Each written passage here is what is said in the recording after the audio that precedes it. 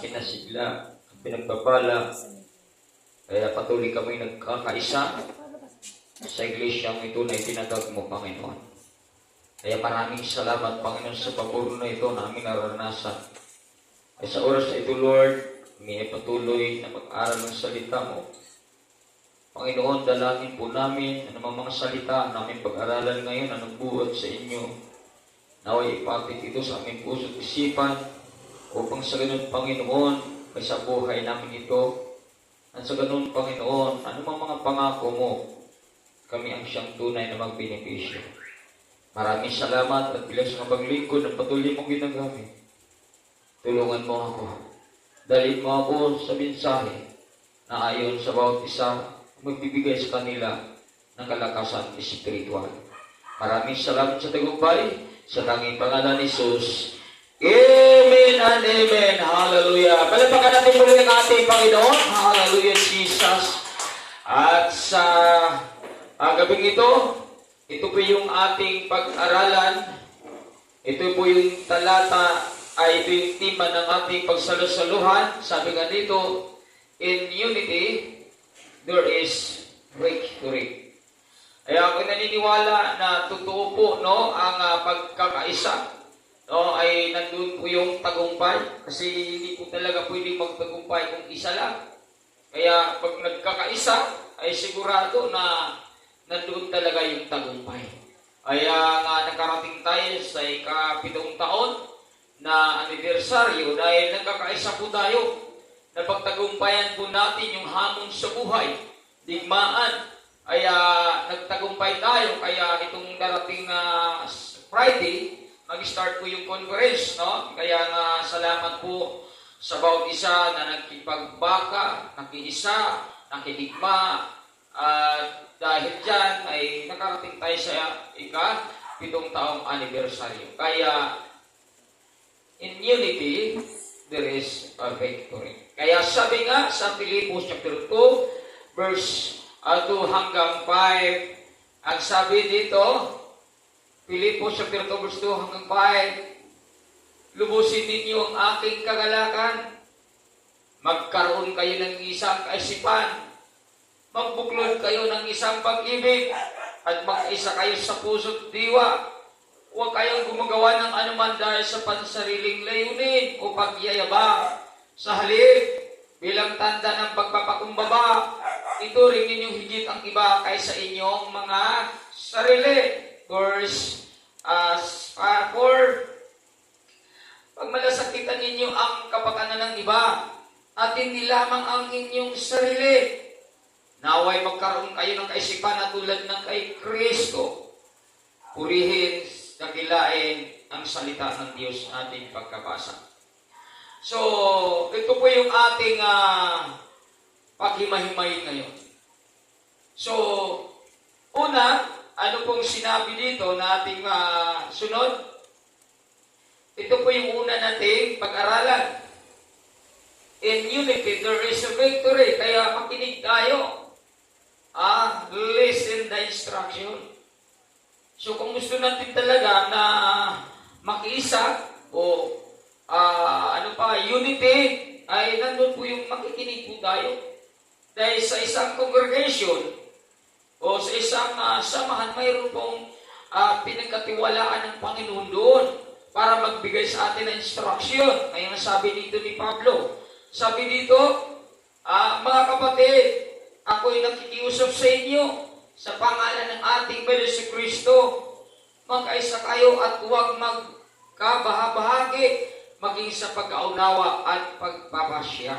So, tinuruan po tayo dito na magkaisa, mag-isa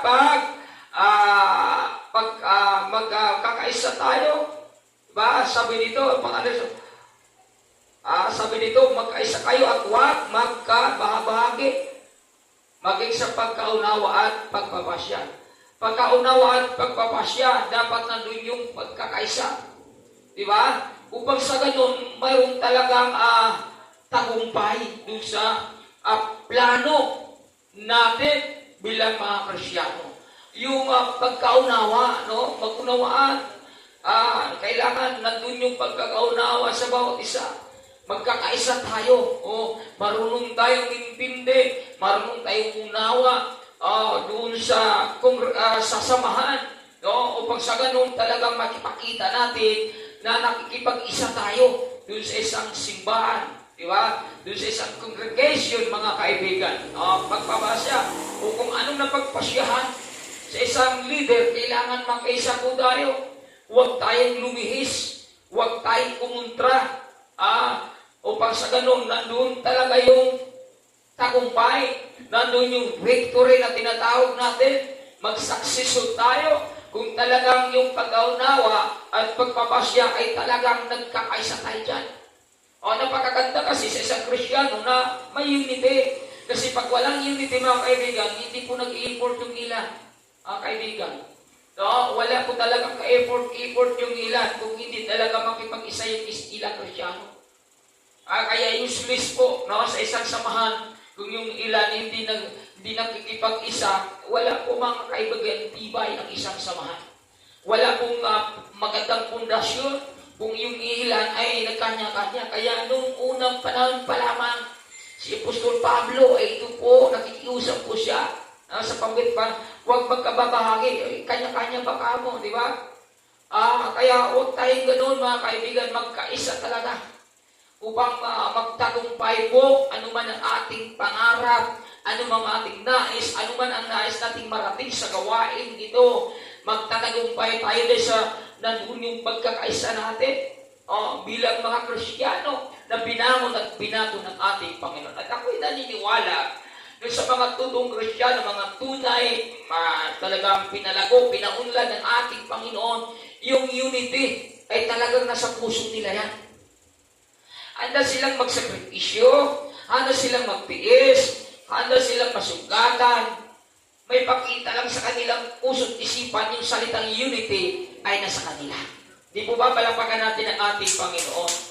Yun yung mga Kristiyano na tunay.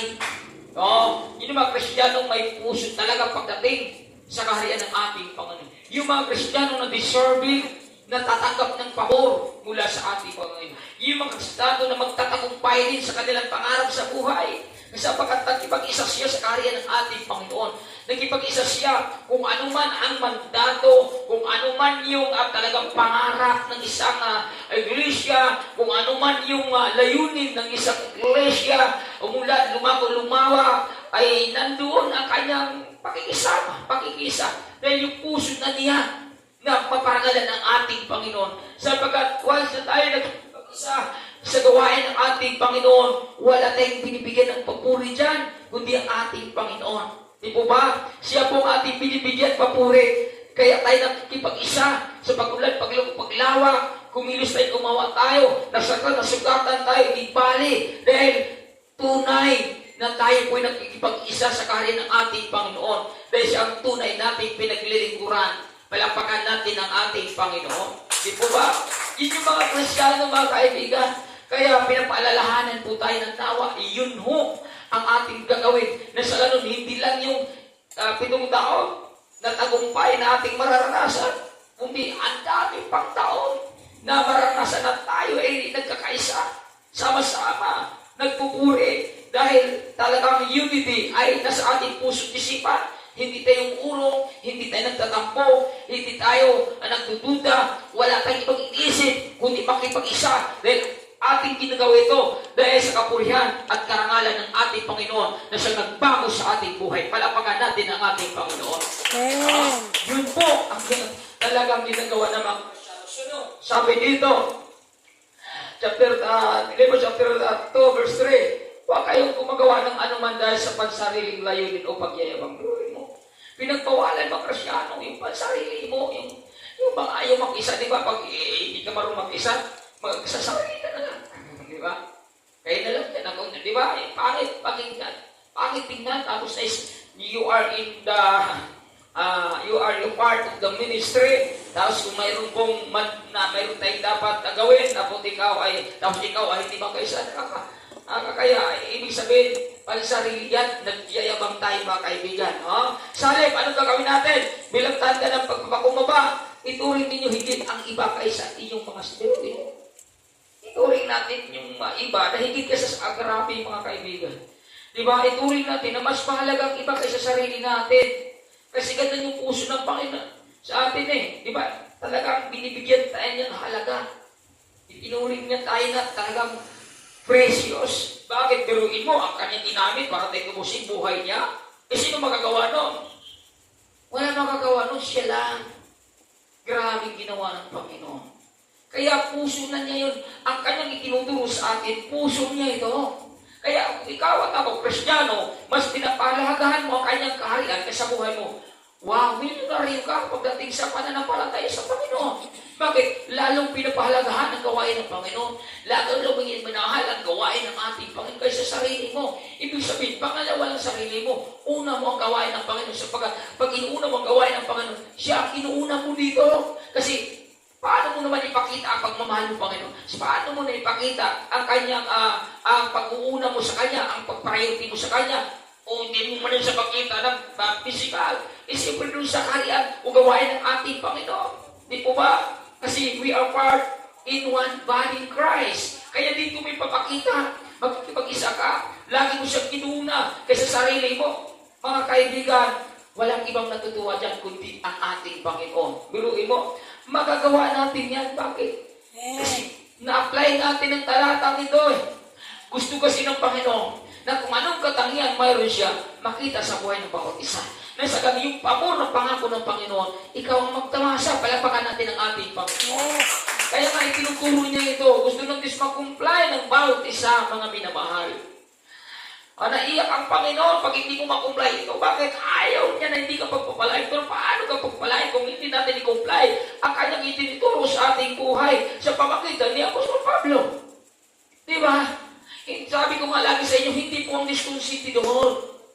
Patay sa kanyang itinuturo sa pamagitan ng kanyang apostol, doon lang siya sumusunod at kumikilos at gumagawa sa ating buhay. Kaya huwag tayo magsawa. Sabi nga sa aklat ng Galatians chapter 6%, huwag kayo magsawa sa paggawa ng mabuti sa pagkatakdang ng panahon kayo mag-aani. Bakit kaya, mga kaibigan, hindi sinasabi ng Panginoon, itong taong ito, itong dekadang ito, pagpapalain ka tao, wala siyang sinabi, mga kaibigan. Wala siyang assurance na ibinigay sa iyo. Bakit kung may assurance na, mga kaibigan? Simple, hindi ka titigil maglilingkod. Pero kung walang assurance, pumusta ka, mga minamahal. Maglilingkod ka pa ba? Wala namang assurance pala ito. Hindi na ako maglilingkod. Wala parang mangyayari dyan. Ganon ang unawa ng mga tao, walang tunay na pagkakilala sa ating Panginoon. Yung tunay na walang pananampalataya, walang pag-ibig, at walang pangunawa sa kanyang salita. Nanghihina yan, mga kaibigan. Pero mga kaibigan, yung mga taong tunay, nakipag-isa yan, nakipag-unity yan. Bakit? Dahil pinamuhay niya ang aklat ng Galatians chapter 6. Pinamuhay niya. Hindi ako magsasawa. Pagaw na buti sapagkat sabi nyo, tatakdang panahon. May tinakdang panahon, mga kaibigan ng Panginoon, kung kailan ay ibubuhos ang gusto sa buhay mo. Bakit hindi ka nagsasawa na pakikipag-isa sa kanyang kaharian, tumutulong, gumagawa ng paraan, umulan at lumago lamang, at walang ibang natutuwa dyan, kundi Diyos na makapangyarihan, mga kaibigan. At nakita ng Panginoon katangian niya na sa buhay mo, balang araw, ihanda mo ang buhay mo. Dahil ipagparanas ang Diyos sa mga bagay na hindi mo akalain na mangyari sa iyong buhay. Palapakan natin ang ating Panginoon. Kapag ang Diyos nagsalita, mga minamahal, dapat matuwa ka. Wala siyang sinasabi na niya nagtupakit. Pero hanggat hindi pa niya tinutupad, magtiis ka. Umiyak ka, masunod mo lang ang kanyang talata. Iyakan mo, hirapan ka, umiyakan, Lord, gusto kong sumito. Hindi kayo hagdagan ka na ng munti, wala na. Ang minamahal, ano bang gusto? Sino bang gusto na magpala sa'yo? Ano ba? Sino bang gusto mong magpala sa'yo? Yung Diyos o yung mundong ito? Gusto natin Diyos, di ba? Kaya iyakan mo, kaya talaga nahirapan kayo i-complyan. Lord, tulungan mo ako and God quickly or absolutely response your prayer. Bakit? Tinawag mo siya kaya. Tinawag mo siya. Ay, hindi tayo iwan, di pabayaan. This was tayo tumawag sa Kanya.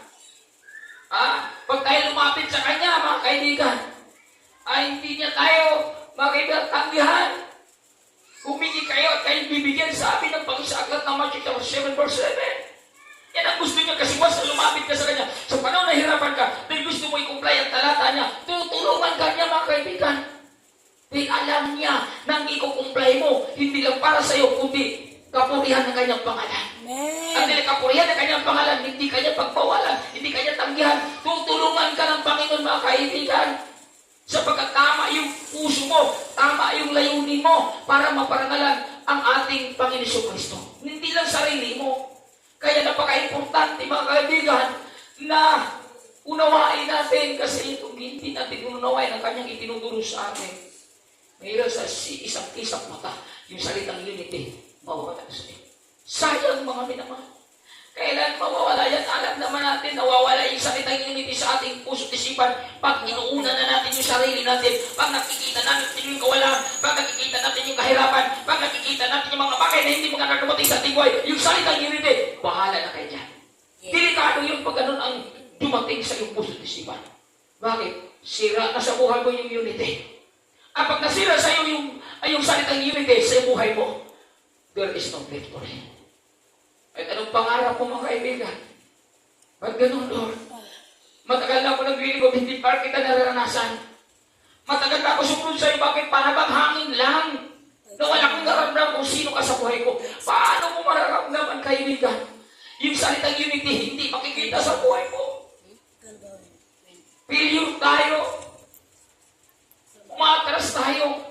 Umuurong tayo. Ibig sabihin, umatras, umuurong ka pagdating sa unity, mga kaibigan. Hindi tama ang paniniwala mo sa salita ng Panginoon. Hindi mo totoong kilala ang Panginoon dahil umuurong ka. Pero pag sumusulong ka, kilala mo ang Diyos. At dahil kilala mo ang Diyos, pagtatagumpahin ka ng ating Panginoon. Palapakan natin ang ating Panginoon. In unity, there is a victory. Kahit walang-wala pang nangyayari sa buhay mo ngayon. Paniwalaan mo sa salita ng Panginoon. Yes. Dahil bago mangyari ang napakagandang bagay, may mawala sa iyong buhay. Na akala mo wala nangyayari, pero sa likod ng labi nyo, dahil ang pagkakilala mo sa ating Panginoon, walang imposible sa Kanya, makapangyari ninyo, totoo siya, balang araw kung ano ang pagkakilala mo sa Panginoon, yun ang mangyayari sa buhay mo. Palakpakan natin ang ating Panginoon. Kilalain natin ang Panginoon. Huwag tayong malungkot, huwag tayong maduda, huwag tayong matakot sa panahon na walang-wala ka. Dahil sa panahon ng walang-wala ka, pag itinataas mo siya, mangyayari mga bagay sa iyo na napakaganda. Salita ng Panginoon ng mga kaibigan. Huwag tayo magduda. Ang tao bakit nagduda? Kulang sa pagkakilala sa Panginoon. Ang tao niyang itinuturo na pagkaganda. Bakit pagdating sa atin, hindi na gumaganda dahil kulang ang ating tunay na pagkakilala sa Kanya. Hindi natin totoong kilala kung sino pinaglilingkuran natin. Mga kaibigan, naglilingkod lang naman din tayo. Kilalanin na natin ang ating pinaglilingkuran upang hindi tayo magduda sa Kanyang salita, upang makumplay natin ito. At yung salitang unity, buhay na buhay sa ating mga buhay, kaibigan. Malang araw, hindi tayo mabibigo sa bangako ng ating Panginoon. Pinangawakan ko yun, mga kaibigan. Kaya kahit ganitong nangyayari sa ating buhay, sa ministry, kaibigan, kaya nga kumuha tayo ng speaker, Friday, nakaraan, kumuha ba tayo, wala. Baliktad, kung nakaraan, napakarami natin Kita talaga natin nakaraan, ang mga musician, kumpleto, yung ano natin, yung buriner natin kumpleto, ang dami natin yung nakaraan. Pero, kaibigan, wala tayong Friday, no? Sunday na, mayroon pala tayo Sunday, no? Pero Friday lang, wala. Ngayon, mayroon tayong Friday. Mayroon tayong Sunday. Mayroon tayong Saturday at Sunday. Bakit? Dahil naniniwala po ako sa gitna ng digmaan na dumating sa ating buhay, sa kabilang nito, may nag-antay na tagumpay. Because we have a heart of unity. Palapakan natin ang ating Panginoon. Diba? In unity, there is a victory. Mayroon pang nakikipag-isa, mga kaibigan. At dahil mayroon pang nakikipag-isa, yan ang sinyalis na magtatagumpay tayo. Ang aming mahal. Sunod na talata, anong sunod dito? Pangalawa, help each other. Kung tayo po ay nakikipag-isa, marunong tayo dito. Yung sinabi, magtulungan. Mayroon bang nakipag-isa tapos hindi marunong tumulong? Wala yata, di ba? Pag ikaw, you are a member of the family in Christ, grabe siguro. Mayroon ka talagang puso na tumulong, di ba? Naghihingalo ng kaibigan mo. nananawagan ng reinforcement, may reinforcement dahil may pagbakan. Tatawa ka lang ba? Hindi, di ba? Talagang i-effort ka. Meron ka palang digmaan. You're helping each other. Sabi nito, nagkaisa ang damdamin at isipan ng lahat. Nananampalataya at tinutulungan ng sarili niya. Biruin mo, grabe ito mga kaibigan. Itinuring ba niya sa sarili lang anong mayroon siya? Hindi po. Ibinahagi niya sa iba. Ibinigay nila sa iba. Ipinamahagi nila. Inyong mga mananampalataya, mga kaibigan. O di pa, grabe para sa lahat eh. Di ba? Grabe yung puso ng mga tao. Napagaganda yung puso ng mga tao. Di ba? Hindi niya itinuturing na sa kanya lang, kundi talagang ibinabahagi sa iba. Tumutulong ka mo. Di ba? Bakit? Dahil may puso siyang unity. Buhay sa kanya eh. Kagalakan niya na tumulong sa iba. Kagalakan niya na makapagbigay ng kagalakan sa iba. Kagalakan niya na mapangiti niya ang iba. Kagalakan niya na mapasaya niya ang iba. Bakit? Yun yung puso ng ating Panginoon. Diba? Yung puso ng Panginoon na mapasaya niya ang lahat ng kanyang nilalang sa pamagitan ng pag-alay ng buhay doon sa krus sa Kalbaryo. Ayaw ikaw at ako masugatan, masaktan, pero grabe ang Panginoon. Ayaw niya na tayo masugatan, masaktan.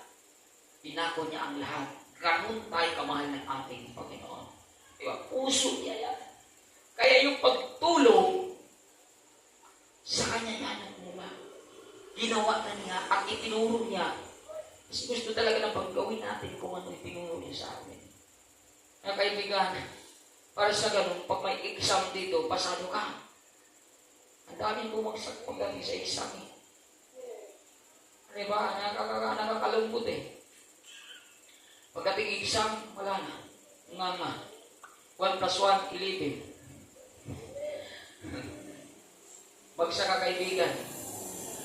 Sobrang naman sa'yo, grabe ka mag-isip, 11. Eh iba, grabe, no? Ayaw sobrang yung isip eh. Sobrang napag-advance mag-is high-tech na kasi ngayon eh. Grabe kaibigan, 1 plus 1. Ang tamang sagot, 2 lang. Pero sa'yo, 11. Bakit ganun ka? Advance ako mag-isip. Amen. Yan tayo eh. Kung anong iniisip eh. Kung anong pina-implement sa simbahan, grabe. Ang mga kulit ibang mag-Krisyano, di ba? Advance mag-isip. Kaibigan, kulang na lang. Magpalit na lang kaya tayo. Yeah. Grabe, di ba? Ang kaibigan, yung unity, we are helping each other. Masaya tayo nung tumulong. Masaya tayo na talagang mapasaya natin ang ilang tao. Dahil yung puso talaga ng Panginoon. Huwag natin ang hanapin pa. Hindi ba hinanap eh? Di ba? Ibabayan na natin sa Diyos yan. At least ay tapos na, napasaya mo na siya. Nagbigay ka na ng kagalakan at hindi siya binigyan mo ng kagalakan pag tumulong ka kundi ang Diyos. At ay Diyos ang nakagalak sa'yo. Diyos ang tinulungan mo. Palang araw ko anong gusto mo mangyayari yan. Basta yung ibinigay mo, huwag mo nang hanapin pa. Huwag mo nang isumpat pa. Huwag mo nang bilangin pa. Huwag mo nang hanapin pa kung saan napunta. Basta tumulong ka. Puso ng Panginoon ang dala mo. At dahil puso ng Panginoon dala mo, palang araw pagpapalain ka dahil pag puso ng Panginoon dala mo, hindi mo talaga isumbat kung ano ang naitulong mo. Dahil yung salitang unity, buhay na buhay sa iyo. At dahil dyan, balang araw, ibubuhos ng Diyos kung ano ang gusto mo. Palapakan natin ang ating ganun kabuti ang ating Panginoon na ating pinaglilingkuran mga minamahal. Hindi tayo iniwan, hindi tayo pinabayaan ng Diyos sapagkat siya Diyos na pag-ibig, siya Diyos na mahabagin mga kaibigan, doon sa mga taong nakipag-isa. Doon sa mga taong tunay nagbibigay ng kagalakan sa kanyang kapwa. Doon sa mga taong tunay na kung saan mayroong salitang unity, buhay na buhay sa kanya, hindi nangiiwan, hindi nagpabaya, kundi kusa siya na tumutulong dahil ang salitang unity, buhay na buhay sa kanyang puso, sapagkat tunay na kilala niya ang Diyos na kanyang pinaglilingkuran. Palakpakan natin ang ating Panginoon. Mga minamahal, ganun yung mga taong may unity. Amen. nabuhay sa kanilang sarili. Ang Panginoon, mga minamahal. Kaya napaka-importante, yan ay makita sa ating buhay. Sunod, natin pag-aralan.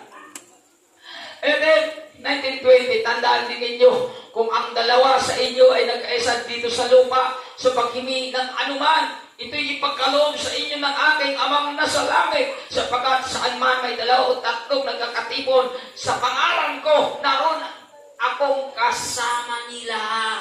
Wow, mga kaibigan. Saan man 2 at 3 magkakatipon sa kanyang pangalan, iya ay nasa kalagitnaan. Kasama na natin ang Diyos. Higit po tayo sa 2 at 3 dito, mga kaibigan. At dahil higit tayo sa 3, 2, ako'y naniniwala. Ang Diyos ay ating kasama. At dahil ang Diyos ang ating kasama, at totoo ang ating pagpupuri, paglilingkod sa Kanya, mga kaibigan, wow, pagpapalain ka. Amen. Dahil lahat na sumunod sa Kanyang salita, lahat na nagmamahal sa Kanyang salita, lahat na gumawa sa Kanyang salita, may inihanda siya ng mga pagpapala. Kaibigan, ang lagi kong sinasabi sa iyo, kung mangarap ka muna pagpapala, spiritual na pagpapala. Huwag ka muna mangarap ng mga bagay na pagpapala, magbibigo ka lang.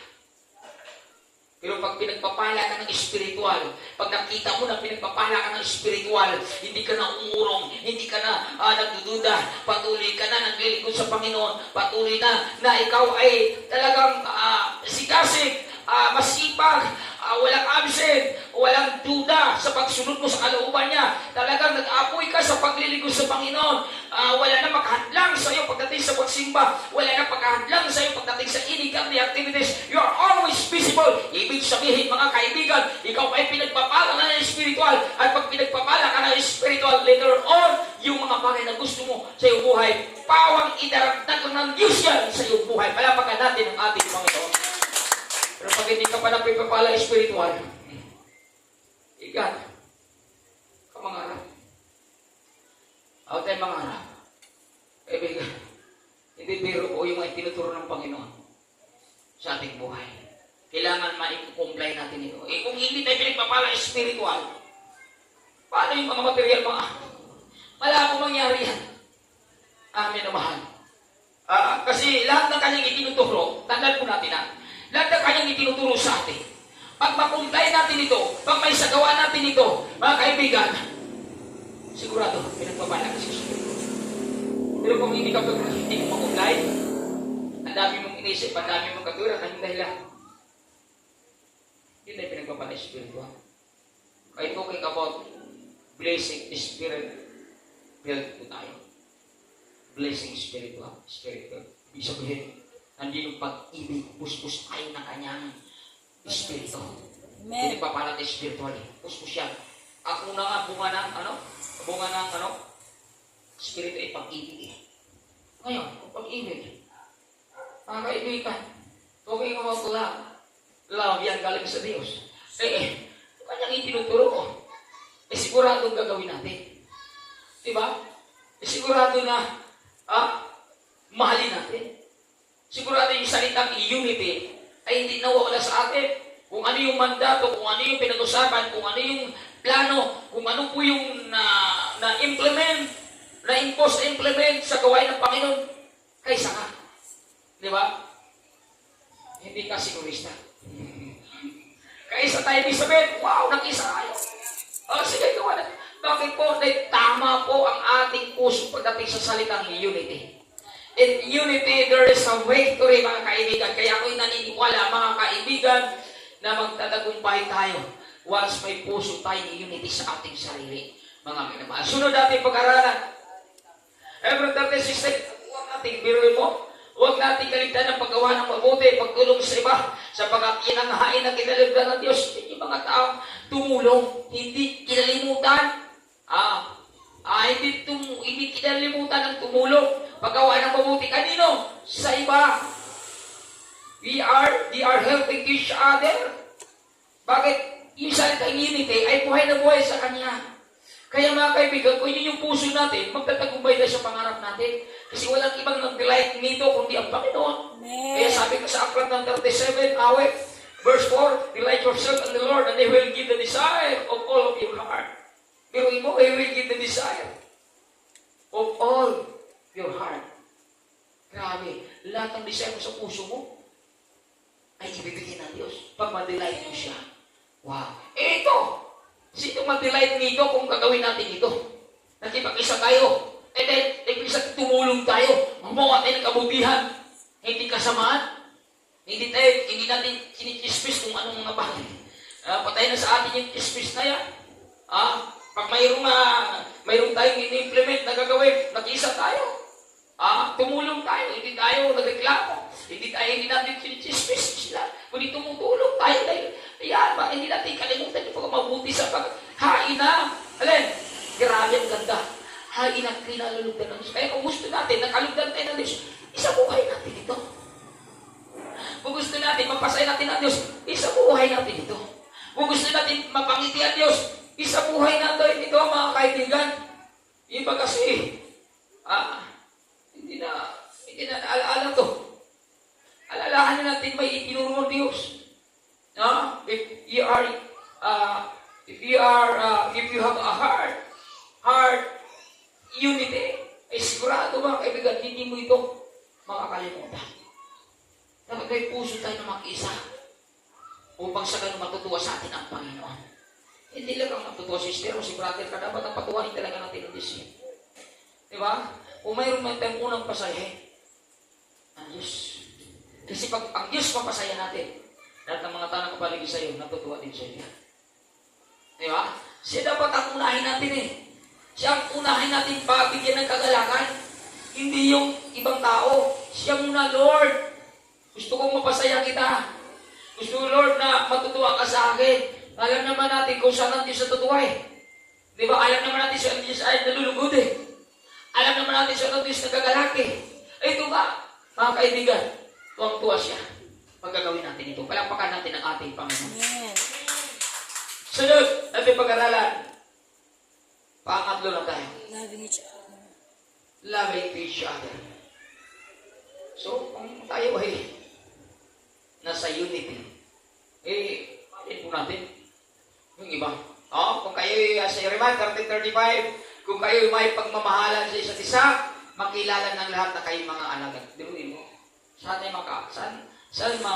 ma-identify sa ating sarili na tayo mga alagad o mga servant o anak ng Diyos. Doon sa pagmamahalan. Kasi yung nagmamahalan, nagtutulungan yan. Yung nagmamahalan, wow, nagbibigayan yan. Yung nagmamahalan, nagkakaunawaan yan.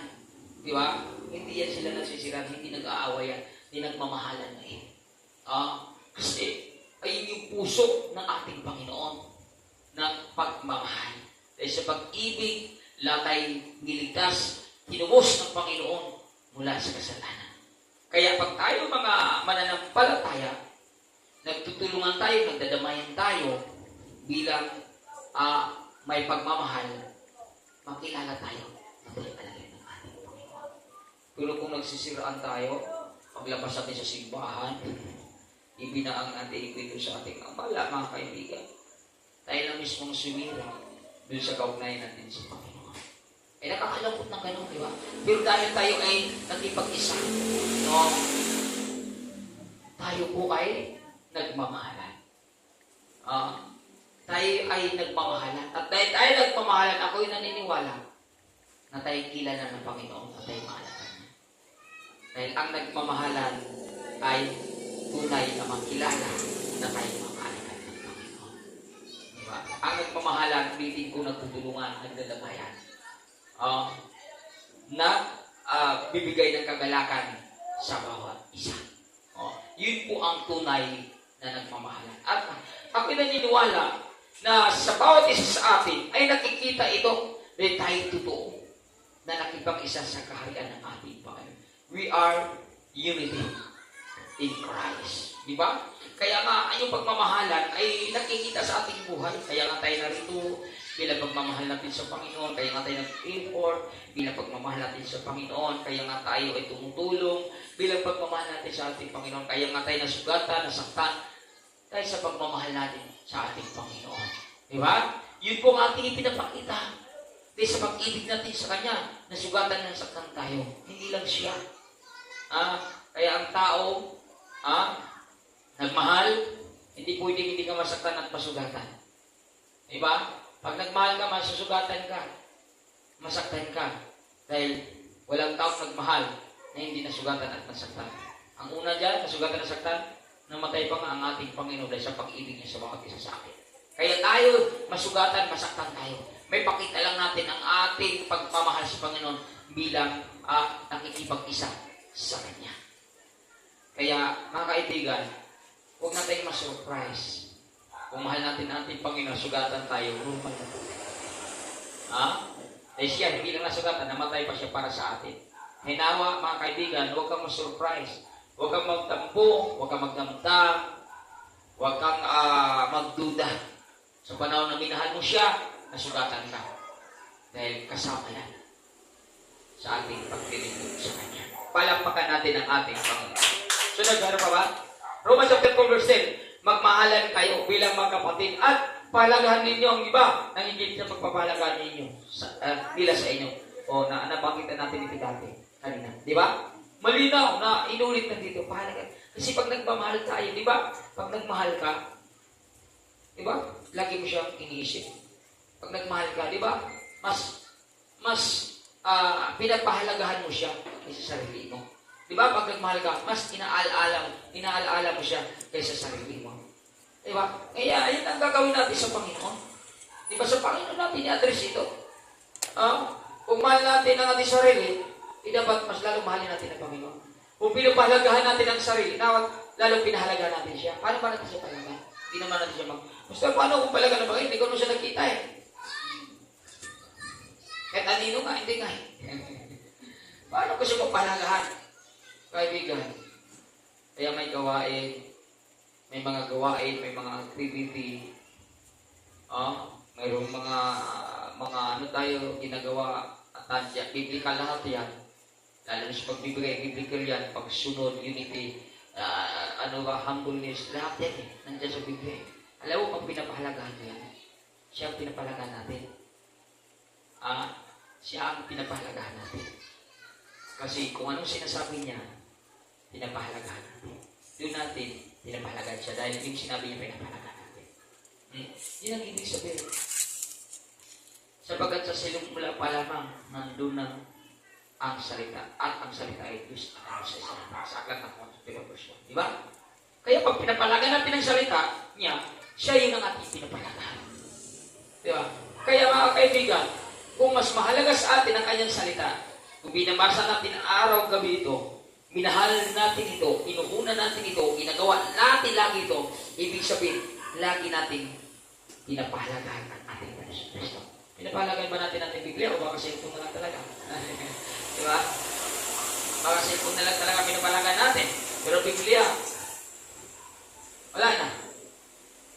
Delikado po yun. Tandaan po natin yung Biblia, ang salita na nasulat ng Biblia, pagkain natin yan sa ating nag-iisang kaluluwa. Kung bakit malakas ka, kung bakit excited ka, napunta sa simbahan, kung bakit talagang gusto-gusto ka na mag-isa sa mga iniganti activities, active ka sa pagbabasa ng Biblia. May iniriya ka, may lakas ka, may tapak ka. Bakit po? Ginawa mo araw-gabi, binabasa mo ang Biblia na sinabi ng Diyos. Siya mismo nagsasabi, araw-gabi, sinong salita Diyos ka? Kung hindi mo gawin ang sinabi niya, tayo lang nagbibigay ng kahinaan sa ating nag-isang kaluluwa. Tayo nagbibigay ng kahinaan sa ating spiritual na buhay.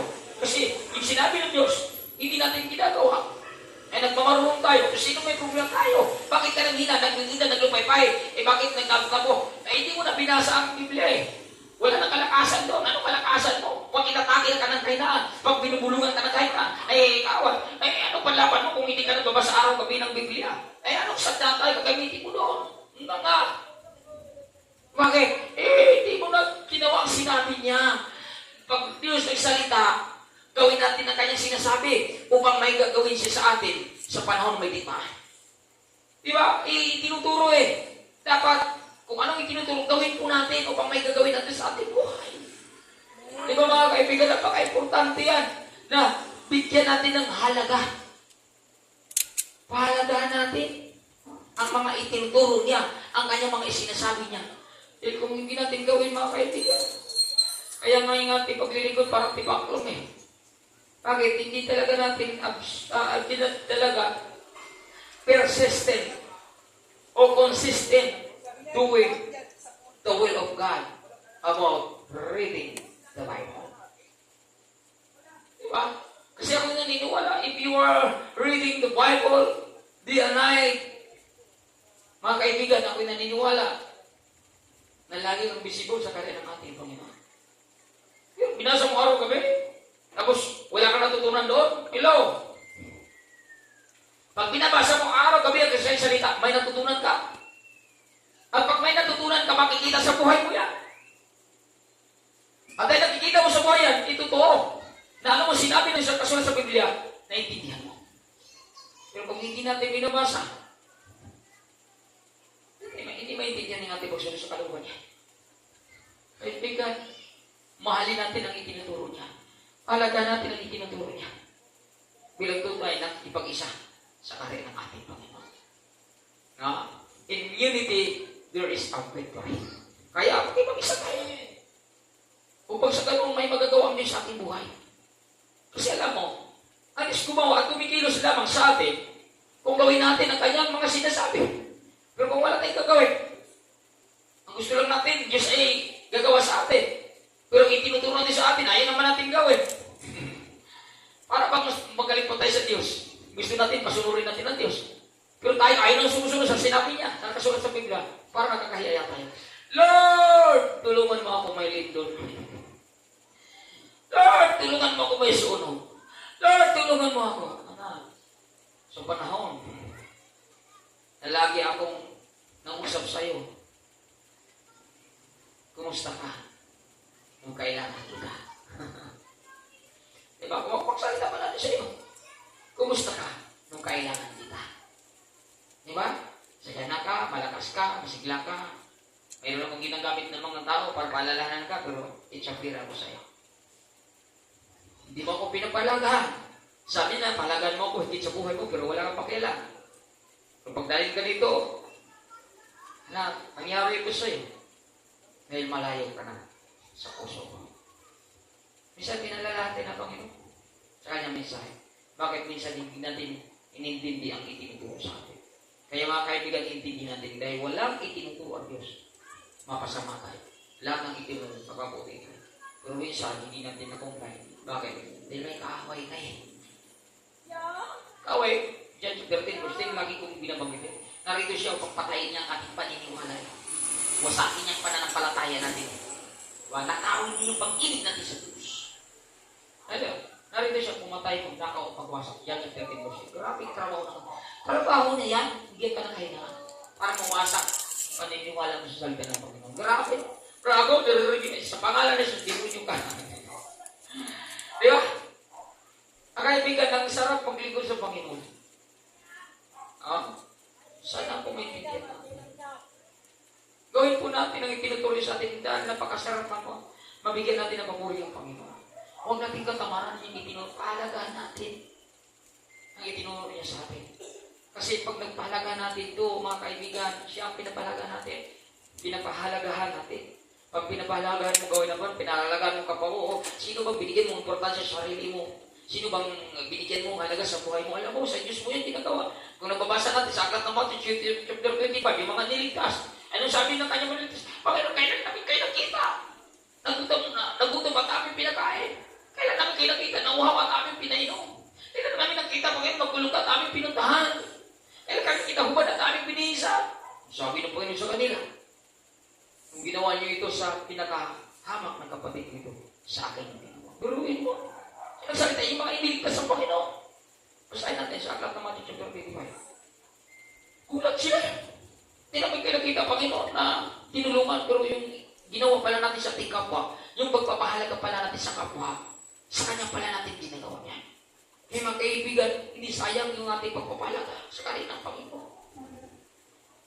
Kita ng Diyos yan. Yung ginawa natin sa kanyang kaharian. Nasugatan na sa tayo, pero nakipag-isa pa rin tayo. Dahil kilala natin siya. Hindi masasayangan. Our labor is not in vain. Unang Korinto, chapter 15, verse 15. Hindi masasayang ang ating pagpapagal. Ang ating mga ginagawa sa kanyang kaharian. Hindi masasayang yan. Huwag lang tayo, lagi ko sinabi lagi sa inyo, huwag lang kayo agresibo. Huwag lang tayo apurado. Huwag lang tayo insecure. Huwag lang tayo inggitiro-inggitira. Magantay tayo sa gawin ng Diyos sa buhay ng bawat isa sa atin. Dahil sa takdang panan, ako'y nanitira at gagawa ang Diyos ibang himala sa buhay mo. Basta tama lang ang ating pakikipag-isa sa Kanya. Tama lang natin ang ating pakikipag-isa. Dahil kung tama ang ating pakikipag-isa sa Kanya, at ano ang pinagdaanan mo, hindi masisira yung unity na ipinapakita mo sa Kanyang kaharian. Tama eh. Pero kung mali, lilis ka. Pag mali yung pakikipag-isa natin, mayroon kasing mali at saka tama eh. Yung mali, pagdating sa mga problema, yung unity sa Kanya, wala eh. Pero pag tama ka, kahit may problema ka, gumawa ka ng paraan. Kaya tama yung salitang unity sa puso mo. Yun ang totoo mga kaibigan. Nagkipagpapaka ka, nagkipagpigma ka, mapahalagaan mo lang ang Panginoon sa buhay mo. Dahil sa lahat natin ginagawa, mga kaibigan, sa iglesia ito, sa lahat natin yung tinutulong sa kapwa natin mananampalataya sa lugar na ito, sa Diyos natin yan, ay makita. Sa Diyos natin yan, ay sa Lord. Siya din ang magbabalik sa atin mga pagpapala at pagpapala. Palapakan natin ang ating Panginoon. Colossus 3:14, at higit sa lahat, mag-ibigan kayo, pagkat ito ang buklo ng ganap ng pag-isa. Ano daw ang ganap, buklo ng pag-isa? Pagmamahalan na ulit na natin. So, malinaw, unity, pagmamahalan. Pagmamahalan, politiko, nagtutulungan, nagdadamayan. Nagbibigay ng kagalakan sa bawat isa. Hindi nagsisira. Sila po ay mayroong pakialam sa kanilang kapwa. Dahil, totoo, salitang unity, mayroon sila. Palapakan natin ang ating Panginoon. Sunod, mayroon pa ba? Wala na po. Kaya salamat po no, sa bawat isa na nakikinig, nagbigay ng importansya sa pangar na ito nawa po yung unity ay makita sa ating buhay. Kung sa hirap at ginhawa, patuloy tayong umarangkada upang magtatagumpay tayo sa mga pangarap natin sa ating buhay. Kung nagtatagumpay ang gawain ito, ikaw kaisa, magtatagumpay ka din sa mga pangarap mo sa buhay. In unity, there is victory. Natay tumayo pang manalangin sa pagtatapos sa gawain ng ating Panginoon. Yes, Lord, naniniwala po kami sa mensahe mo ngayon na kami po ay nagkakaisa, mayroon pong tagumpay, Panginoon. Salamat, Panginoon, sa taong, Panginoon, ang paglalakbay namin, yung ika-anim naming taon ng paglalakbay. Marami man kami pinagdaanan, Panginoon. Marami mang hindrances, obstacle na aming na-encounter. Salamat. Hindi mo kami iniwan, hindi mo kami pinabayaan. Patuloy mo kami ginagabayan. Patuloy mo kaming inaalalayan. Patuloy mo kaming kinukupko. Patuloy mo kaming kinakanlong, Panginoon. Kaya nakarating kami sa ikapagtong taong anibersaryo ito. Kaya Lord, lubos ako nagpapasalamat. Dahil sa kapila na napakarami namin pagkukulang sa inyo. Kung nandyan ka upang kami tulungan, alalayan. Salamat, Lord, sa habag mo. Salamat sa pagmamahal mo. Salamat, wala kang katulad. Karapat-dapat kang itaas. Purihin, kakilain sa may sa kabutihan mo sa aming buhay. Lord, ang bawat isa, pansamantala na uwi sa kantahanan, ingatan mo at gabayan, makarating sa kantahanan, ligtas at may kagalakan. Sa tanging pangalan ni Jesus, Amen and Amen. Palapakan natin pala sa ating Panginoon at mayroon tayong prayer meeting. Saglit lang po, no? I-circle mo yung kwan, Brother Ryan. Mag-prayer meeting mo tayo.